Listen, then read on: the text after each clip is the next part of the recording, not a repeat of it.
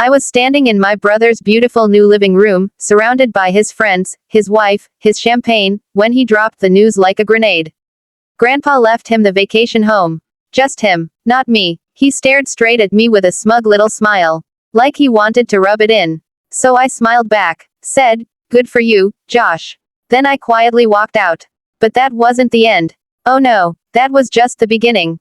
If you've ever been underestimated, disrespected, or publicly humiliated by someone who's supposed to be family, hit that like button, subscribe, and settle in. Because this revenge story isn't loud, it's surgical. And Josh, he never saw it coming. Josh has always had a flair for performance. Ever since we were kids, he knew how to steal attention, and more often than not, steal the credit too. I was the quiet one. The fixer. The planner. While he was charming his way out of chores, I was the one helping Grandpa fix the fence in the dead of summer. Grandpa noticed. He never said much, but the way he treated me, I knew he saw my effort. When Grandpa passed, it hit me hard. I spent the days after his funeral alone, cleaning out his garage, going through boxes of old fishing gear and photos. I thought I'd feel closure, maybe even peace.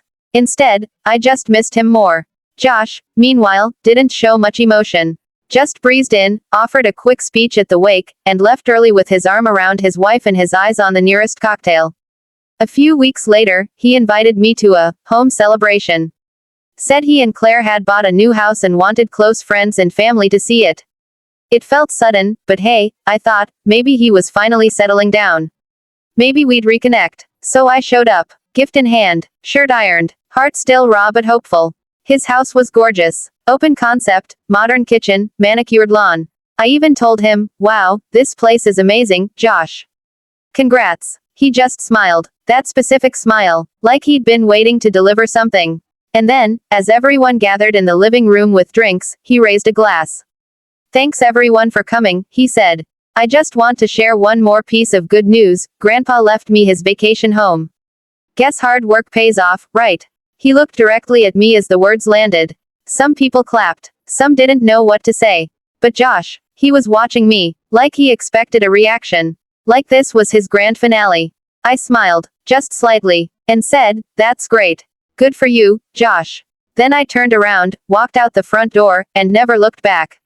But walking away doesn't mean walking away from justice. Sometimes, it's walking toward it. You see, Grandpa may have left him the house, but he left me something else. A set of old journals. Letters. A few legal files. And most importantly, a copy of his living trust from 6 months before he passed away. According to that document, the house wasn't meant for Josh. It was supposed to go to both of us, jointly. Grandpa even wrote a letter explaining why. "Josh has charm. You have integrity. You'll balance each other out." But somewhere between that version and what got filed with the county, something changed. And I had a hunch. So I hired a lawyer. The investigation took time, but it was worth every penny. Turns out Josh had convinced Grandpa's lawyer, through manipulation and outright lies, that I had moved abroad, and wanted nothing to do with the property. The lawyer, a small town type who trusted faces more than facts, had made amendments without verifying a thing. And it got worse. We uncovered emails where Josh and Claire discussed how they'd lock down the vacation place before the quiet one even notices. Well, the quiet one noticed. With my attorney's help, we filed a motion to challenge the amendment. Grandpa's mental health evaluations from that time supported our claim that he wasn't of sound mind when the changes were made. And Josh's manipulative correspondence. Oh, that was the nail in the coffin. Court proceedings began. Josh tried to play dumb. Then tried to play nice. Then tried to play the victim.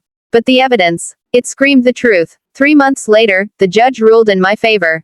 The property was to be split evenly, with an option for one party to buy out the other. Guess who didn't have the money to buy me out?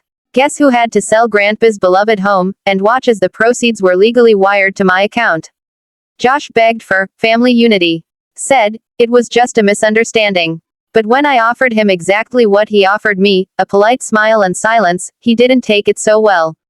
The day the property closed, I drove past Josh's house, not to gloat, just to confirm. For sale sign, empty driveway, no more house parties, no more champagne. He lost everything he tried to steal.